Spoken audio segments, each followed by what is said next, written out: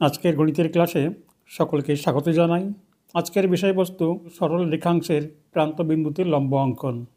এই জাতীয় গুরুত্বপূর্ণ ভিডিও নিয়মিতভাবে পাওয়ার জন্য চ্যানেলটিকে সাবস্ক্রাইব এবং ভিডিওটিতে লাইক, কমেন্ট এবং শেয়ার করতে ভুলবে না। এবার শুরু করা যাক।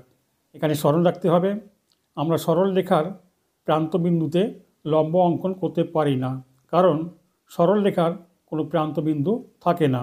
আমরা কেবলমাত্র সরল রেখাংশের প্রান্তবিন্দুতে লম্ব অঙ্কন করতে পারি, কারণ সরল রেখাংশের দুটি প্রান্তবিন্দু থাকে। বাঁদিকের এই চিত্রটি একবার ভালো করে লক্ষ্য করো।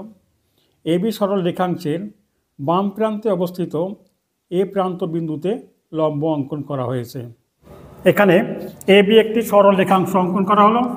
কম্পাসের কাটার দিকটা এ বিন্দুতে স্থাপন করে একটা বড় বৃত্তচাপ অঙ্কন করতে হবে, যা এবি সরল রেখাংশকে ছেদ করবে।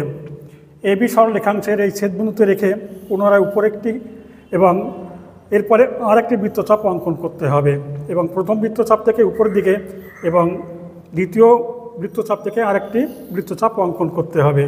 এবার এই বৃত্তচাপ দুটি ছেদবিন্দু নামকরণ করা হলো সি বিন্দু। এবার এ এবং সি বিন্দু যুক্ত করলে নির্ণীয় লম্ব হবে। এবার এ এবং সি বিন্দু যুক্ত করা হলো, এই এসি হলো লম্ব। এ বি এখানে ভূমি, এই ভূমির এ বিন্দুতে এসি এখানে লম্ব। এবার বাঁদিকের এই চিত্রটি ভালো করে লক্ষ্য করো। এখানে এম এন সরল রেখাংশের ডান প্রান্ত অবস্থিত এন বিন্দুতে লম্ব অঙ্কন। পুনরায় একটি রেখাংশ নেওয়া হলো, এই রেখাংশটির নাম দেওয়া হলো এম এন। এই এন প্রান্ত বিন্দুতে একটি লম্ব অঙ্কন করা হবে।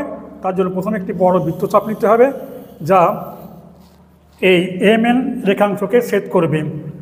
এই ছেদবিন্দুতে রেখে উপর দিকে একটি এবং সেখানে রেখে আর একটি বৃত্তচাপ অঙ্কন করা হবে।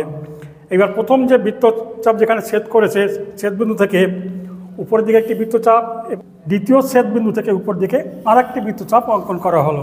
ছেদবিন্দুর নাম দেওয়া হলো ও। এবারে এন ও যুক্ত করা হলো। এই কোণের মান 90 ডিগ্রি বা 1 সমকোণ। অতএব এই এম এন সরল রেখাংশের এন বিন্দুতে এন ও লম্ব অঙ্কন করা হলো। এটা লম্ব, এটা ভূমি। আজ এই পর্যন্ত। পরীক্ষায় তোমাদের সকলের কাঙ্ক্ষিত সাফল্য কামনা করে আজকের ভিডিও শেষ করছি। Have a nice day.